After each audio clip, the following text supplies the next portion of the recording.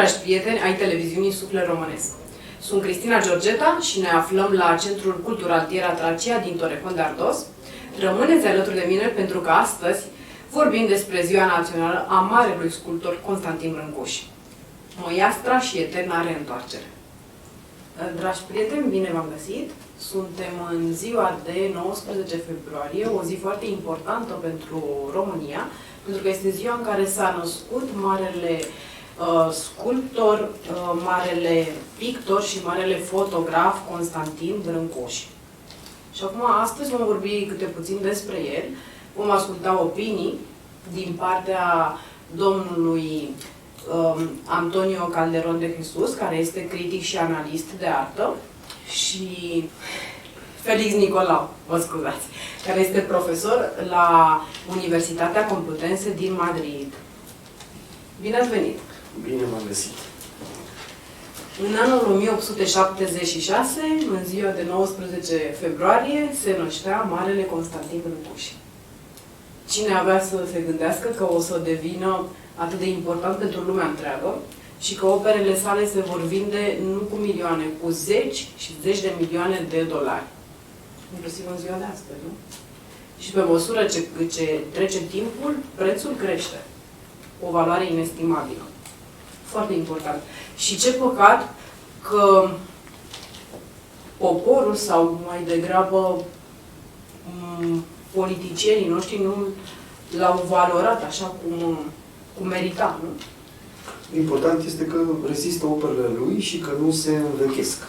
El, mergând pe esențializare, par la fel de moderne ca și cum ar fi fost sculptate ieri.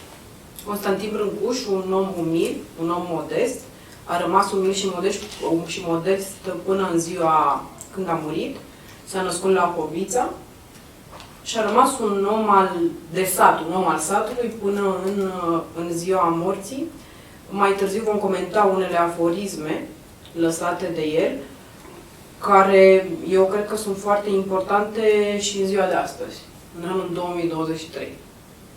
Buenas tardes o buenas noches, señor Calderón. Sé que como usted ama mucho Rumanía, ama mucho a Constantin Brâncuș y ama mucho todo lo que significa valor rumano, ¿no? Y Rumanía entera. Cuando escuchó por primera vez mencionando, ¿no?, el nombre de Constantin Brâncuș. Bueno, el nombre de Constantin Brâncuș me vino a mí en la época de mis estudios en París. Claro. Allí se hablaba abiertamente en el círculo de universitario, en el círculo del arte, sobre un personaje que había contribuido muy activamente a la cultura, a la escultura moderna y al arte moderno, ¿no?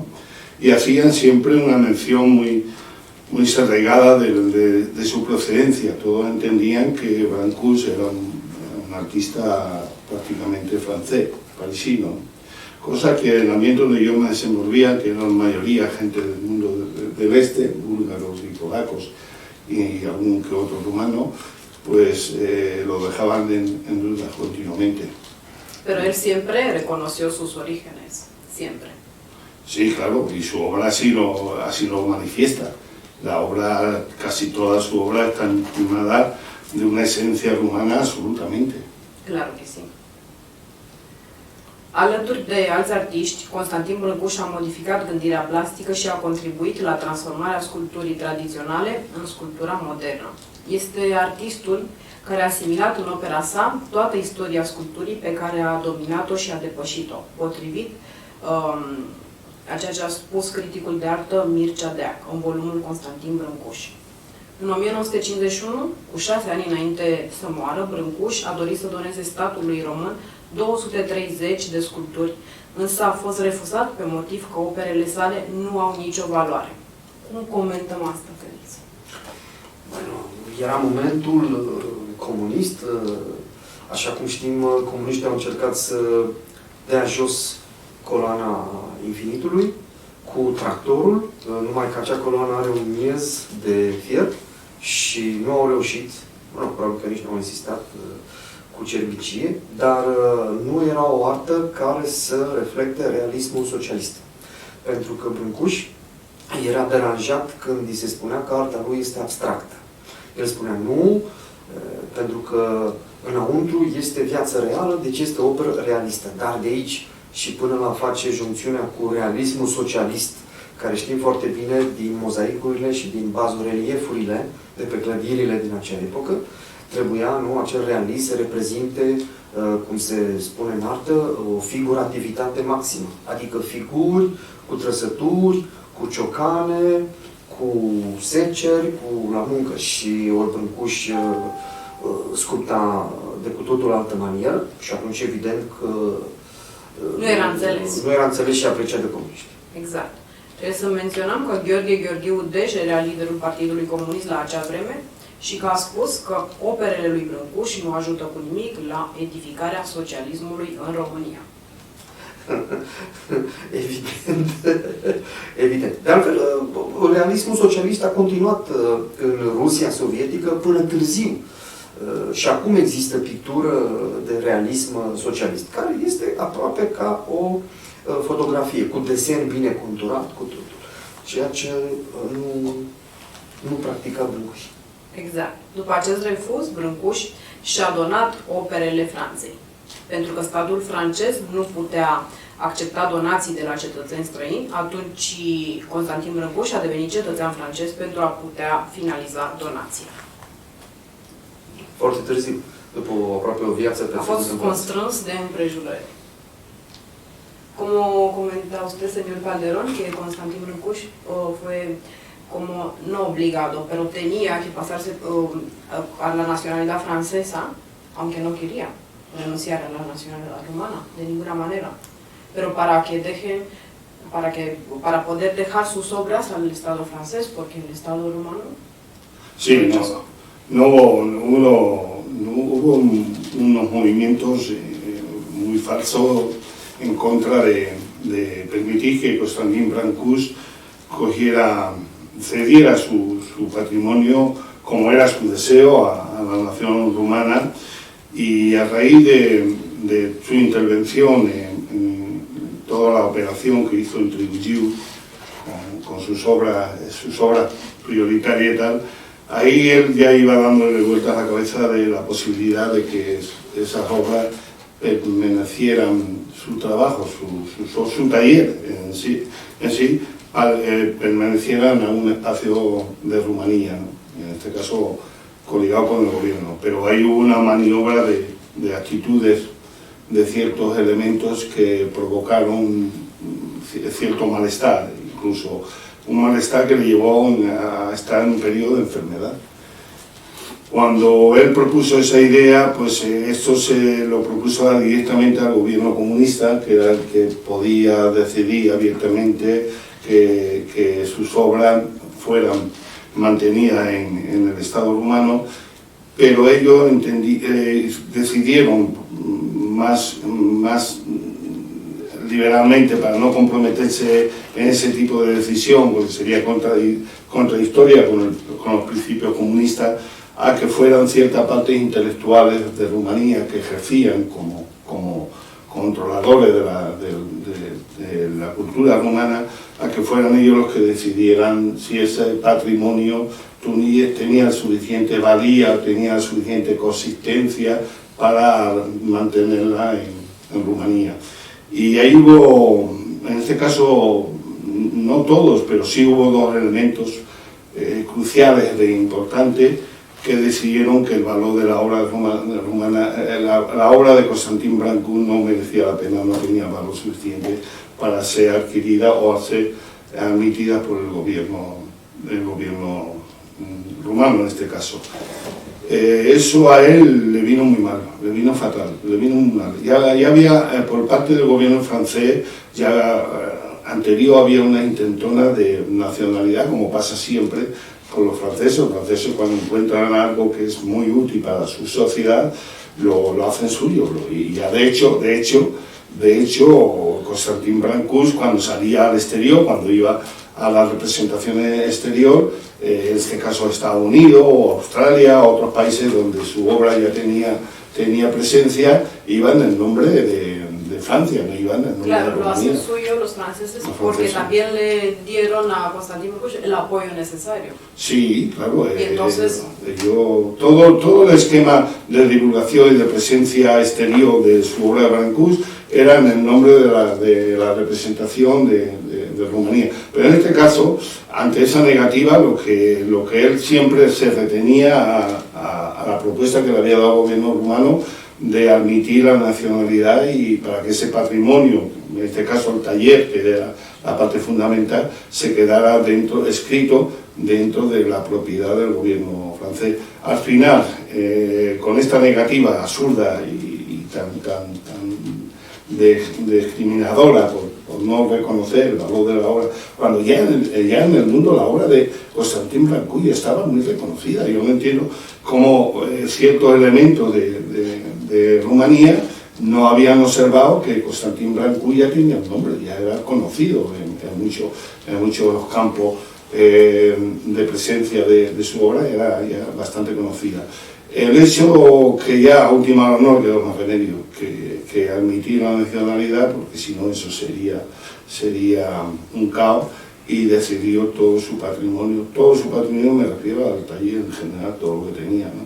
Porque la almacena le dejó un matrimonio amigo suyo, rumano, que durante cierta época en vida mantuvieran ellos el control, cómo iba destinado, pero en definitiva toda su obra pasó. Hubiese pasado si la obra de Constantin Brâncuș hubiese ido al gobierno comunista de Rumanía, pues igual hubiese sido un caos, e incluso la obra no estaría reconocida y visitada tan enormemente como está ahora en los espacios Suponemos deportivos. que habría pasado esto. Sí, desde luego. habría. Porque ya hubo en un momento un colapso de eliminar la presencia de la obra de Constantin Brâncuș entre Bugiu, que si quiere hablamos en otra ocasión. Es importante esto. Felix Nicolau. Cum l-ai caracteriza pe marele sculptor Constantin Brâncuș ca și personalitate? Caracteristici așa. O personalitate, da, puternică, formată în condiții dure. De aici și identitatea lui foarte fermă. Adică un copil care paște oile, care lucrează în gospodărie, care este sărac de mic, care învață foarte târziu să citească și să scrie, în jurul vârstei de 20 de ani. Și la inteligența lui nu se putea forma decât ca o personalitate puternică, prea puțin dispusă să se lase influențat. De aceea și când a ajuns la Paris, a refuzat, să spunem, patronajul lui Auguste Rodin și A fost ucenicul lui o perioadă. Foarte puțin, Da. pentru că a spus că, nu, i-a spus el că la umbra marilor copaci, i-a făcut un compliment. La umbra marilor copaci nu crește nimic și atunci a ieșit din joc, pentru că el deja știa ce are de făcut. Doi oameni puternici pe același drum, cu siguranță nu au loc, nu în cap. Deci trebuie să meargă pe drumuri diferite. Da. Asta vreau să spun. Da. Exact. Și să menționăm faptul că el a plecat din România pe jos, la Paris. Un fel de Badea Cârțan. Noi avem o tradiție în acest sens, cu Badea Cârțan de la Cârțișoara, care a făcut de 6 ori drumul până la Roma, cu cărți, dus-întors, nu? Pe jos. Deși existau mijloace de transport în acea perioadă, nu avea suficienți bani ca să meargă. Bun, noi spunem că atunci era mai greu să te miști, că era mobilitate redusă, dar se pare că era o mobilitate mai permisivă decât în ziua de astăzi, dacă oamenii se puteau mișca așa. Nu știu ziua de azi dacă te mai putea mișca așa cum se mișcau ei și dacă mai avea rezistența lor. Nu știu cine ar îndrăzni astăzi, în 2023, să meargă pe jos până la Paris din România. Da. Eu cu siguranță nu. Nu se știe niciodată. Exact. Señor Calderón, ¿cómo caracteriza usted, de su punto de vista, la personalidad de Constantin Brâncuș? Bueno, la personalidad de Constantin Brâncuș tenía una... Teniendo en cuenta que se fue andando hasta París. Sí, tenía una base fundamental. Él cuando salió él hacía siempre muchas frases de su propia vida, ¿no? Cuando salió de Rumanía, él dijo muy claro: yo voy a buscar el mundo para disfrutar del mundo. Esa era una frase importante, ya limitaba mucho las pretensiones que él quería. Él quería triunfar y quería hacerse valer porque tenía todo de su parte. Hizo un gran sacrificio. En principio, ya de niño, date cuenta que él, ya con 6 años, entró en los esquemas laborales. Para él, el trabajo... ¿Con 6 años? Con 6 años. Claro. Con 6 años empezó a ser pastor, conducía el ganado. Con 8 años entró a trabajar al menos en una ferretería en Slatina. Sí, Slatina. Y en Craiova también ella hacía cositas y tal, hasta que el propio empresario, que lo tenía ahí de cerca, le dio la importancia cuando elaboró dos objetos muy importantes de madera. Hizo ya 2 objetos, que era un violín, creo que era un violín, y el otro no me acuerdo qué elemento era, también de gran valor, y ahí empezó. Un violín seguro, un violín de madera, que eso en que tenía una connotación de artesano, pero ya tenía una conciencia de sacrificio artístico muy meritorio, ¿no? Y después ya, pues bueno, todo su proceder de llegar directamente a Bucarest, que era una vía intermedia, donde allí, bueno, él no estaba muy por la labor de estudiar, de meterse en academias y componentes esto que le podía haber ayudado. Él todo su objetivo ir a Europa porque sabía que en Europa y tal. Y allí en Bucarest, pues lo único que se limitó a hacer dos composiciones artísticas creativas. Creo que una fue sobre el rey Carlos I, creo que fue, y otra un general, algunos elementos que hizo por ahí sueltos. Pero toda su intención básico era Europa. Se pasó directamente, como ha dicho aquí, directamente a Alemania, y después ya pues hizo la famosa aventura de irse andando por todas las partes del Pirineo, llegar a París, que era su objetivo final. Aunque en el camino se enfermó. Sí, estuvo muy mal, lo recogieron. De pneumonía también. Lo recogieron en casa de alojos de transeúntes, y ahí estuvo. Y una vez llegó a París, pues bueno, el objetivo era eso, meterse a estudiar un poco. Empezó a estudiar porque tenía cobertura de apoyo ciertamente económico, y empezó hasta que ya terminó con el espacio de Rudén, allí en sus estudios, y siempre pues tenemos el dichoso debate, ¿no? Si él hubiese continuado a la sombra, como él decía, a la sombra... No era Constantin Brâncuș de hoy, desde luego. Nunca.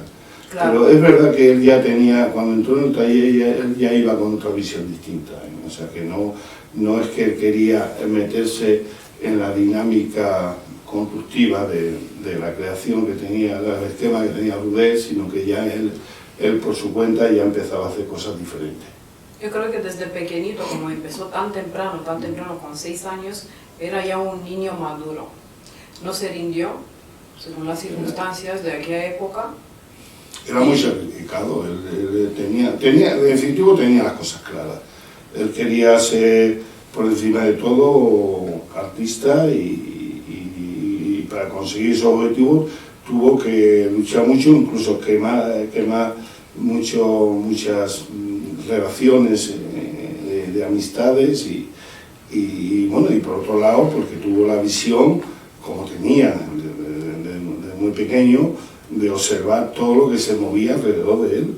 Date cuenta que él, en primer lugar, todo su esquema creativo nacía de una base que era la geografía de lo que era rumano.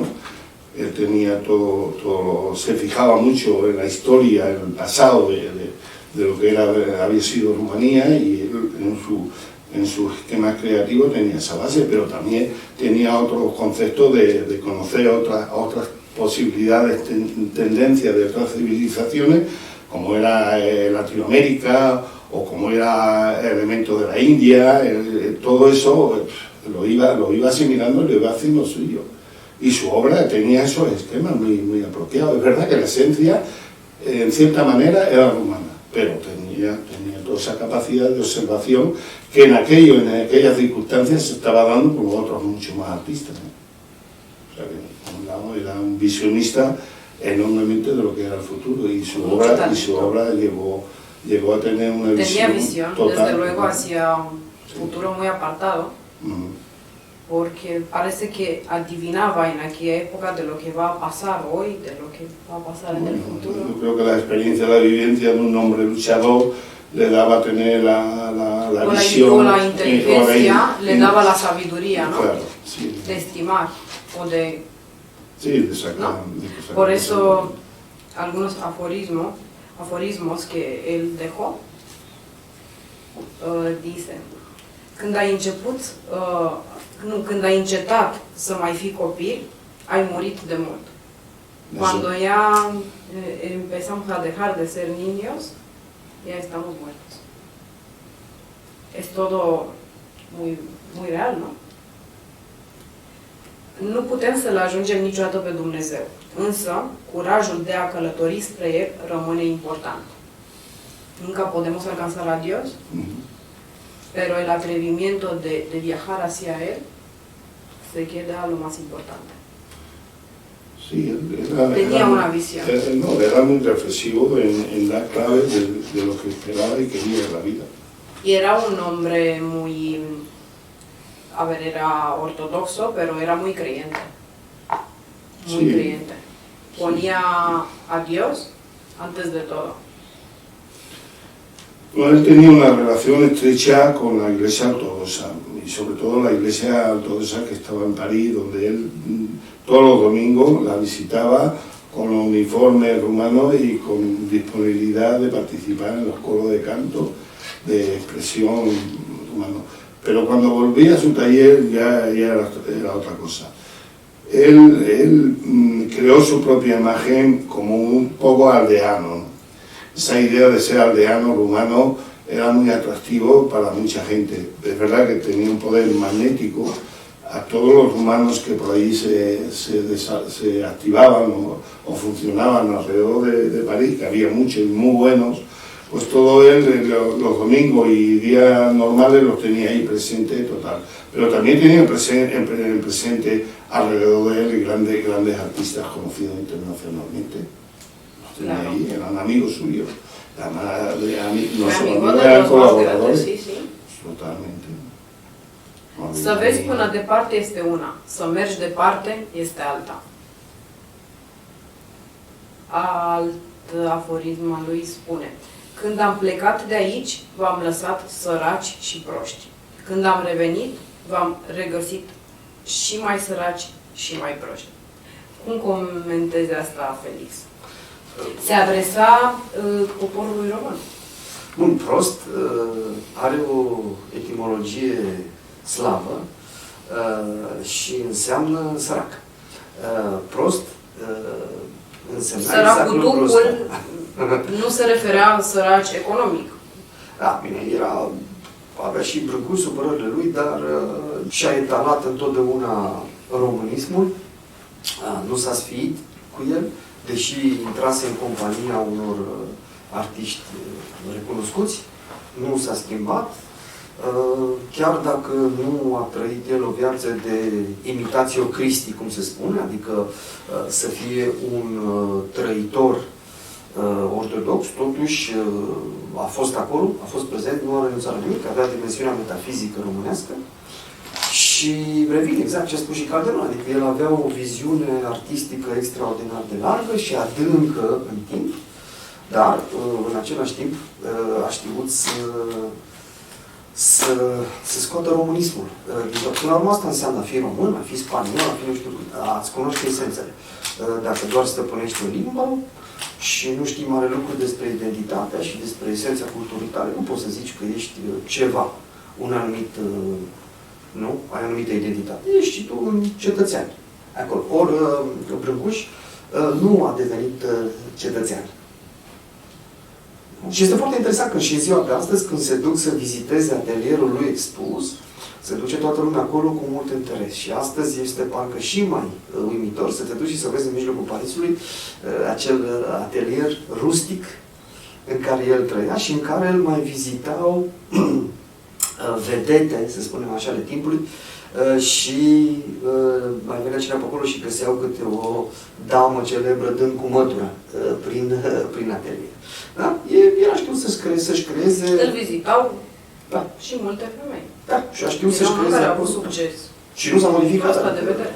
Mergând pe structura lui țărănească.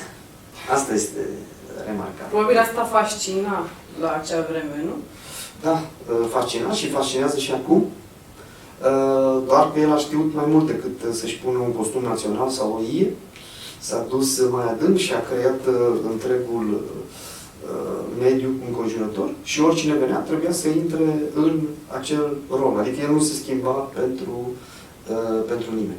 Și cum ai spus și tu din aforismul pe care l-ai citat, că în momentul în care nu mai ești copil, ai pierdut totul, el a rămas, se poate spune, copil până târziu, venind nu la Paris, la 27 sau așa, a fost, nu a început ca lava platos, adică a început să spele vase la vârsta aceea.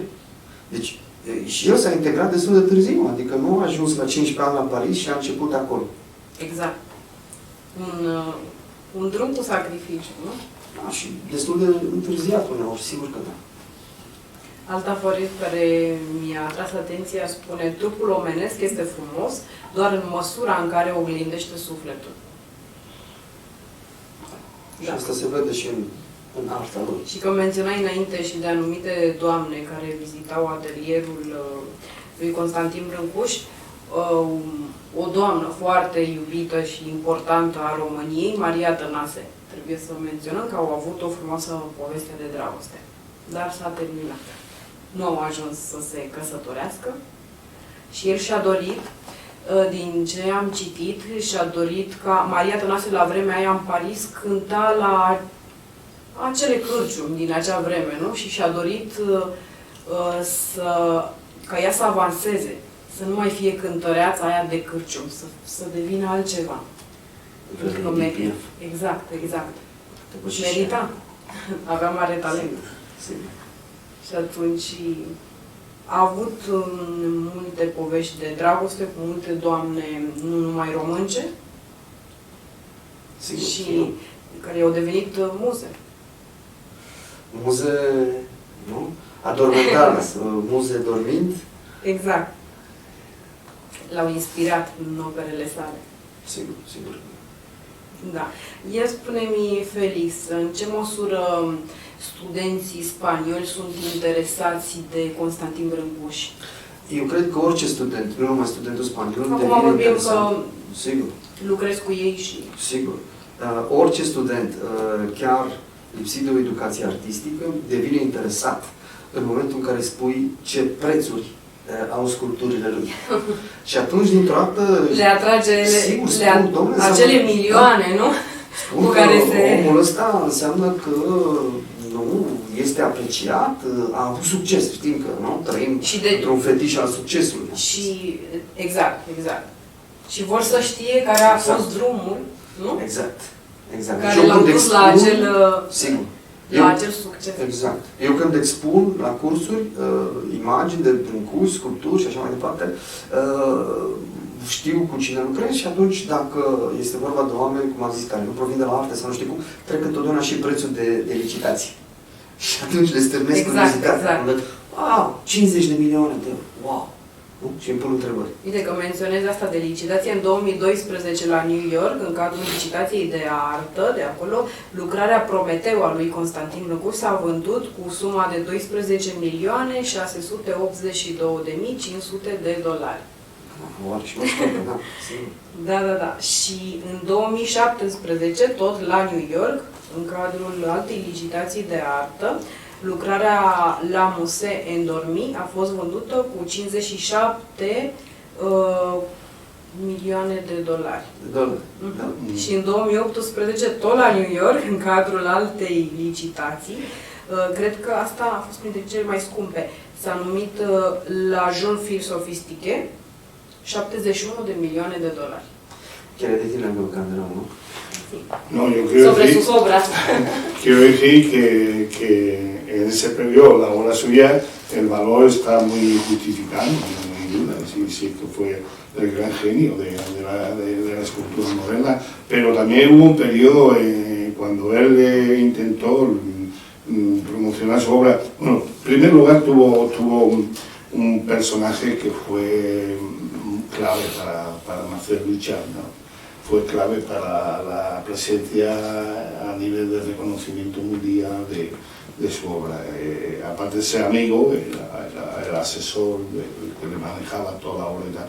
Pero su primer intento, no lo podemos olvidar, el primer intento que tuvo de situar su obra en Estados Unidos, pues tuvo dificultades enormes, se la embarcaron, estuvo envuelto por ahí perdida un montón de tiempo, estuvo totalmente pasándolo muy mal, a la cual se daba incluso por perdida la obra y él irreconociblemente no podía hacer nada por el tema, ¿no?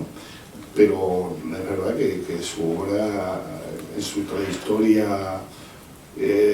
final, de su periodo final, era una obra ya muy reconocida.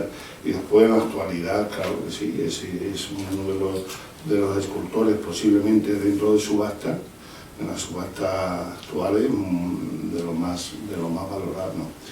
Es cierto que históricamente, porque claro, todo conduce en su periodo de llegar a los puntos clave de cuatro o tres de sus obras emblemáticas, que son las que están situadas en Tribucillo, ¿no? En ese espacio lírico y tal. Claro. Que no hubiese sido nada porque allí interfirió la voluntad o el deseo de una asociación de madre e hijo de la guerra, de la Primera Guerra, que quisieron hacer un homenaje y no sabían cómo y de qué manera hacerlo, ¿no?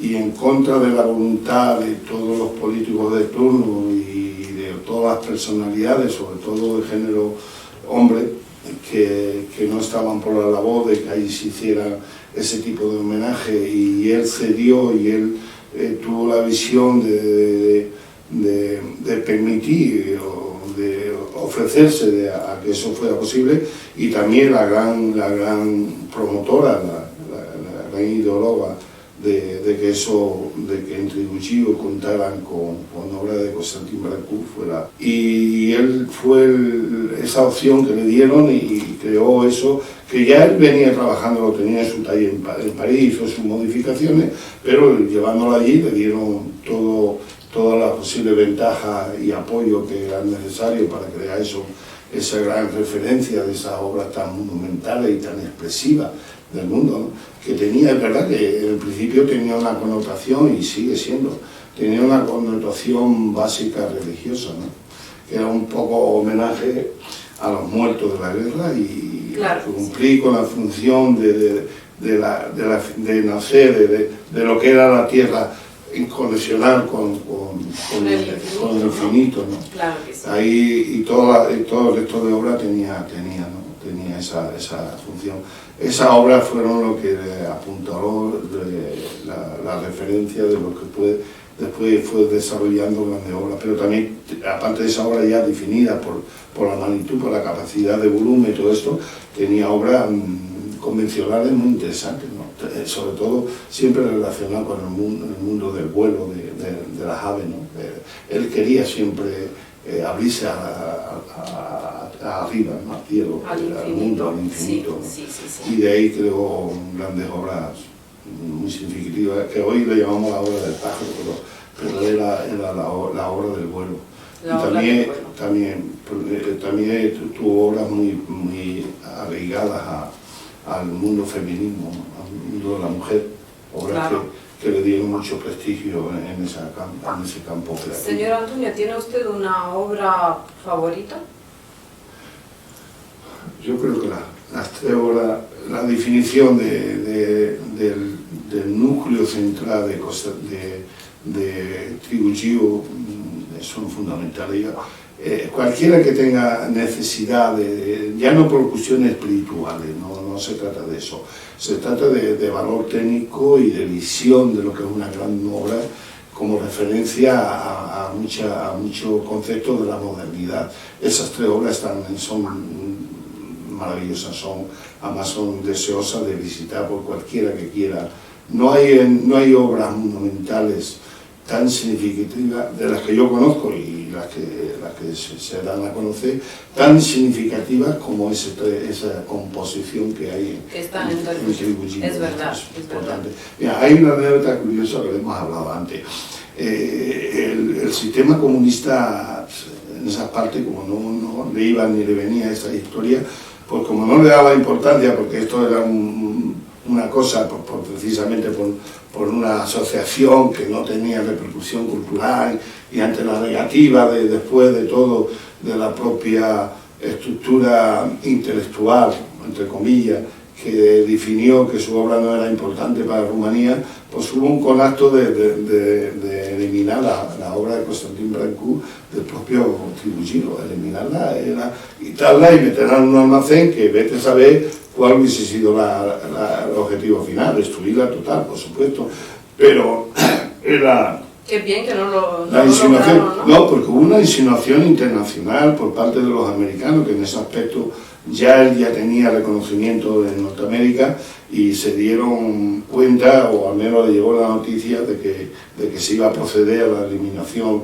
de esa composición, y le dieron una oferta, o insinuaron una oferta, no se sabe si fue cierta o no fue cierta, porque hay mucho, insinuaron que ellos se harían cargo de la compra de esa obra para llevársela a Estados Unidos, ofreciéndole una barbaridad. Claro, el sistema comunista se vio, esto que pasa, que viene alguien aquí y se quiere llevar esto, si se quiere llevar esto es porque algo importante es, ¿no? Y de ahí se mantuvo. Evidentemente, claro que sí. Eso es una de las anécdotas.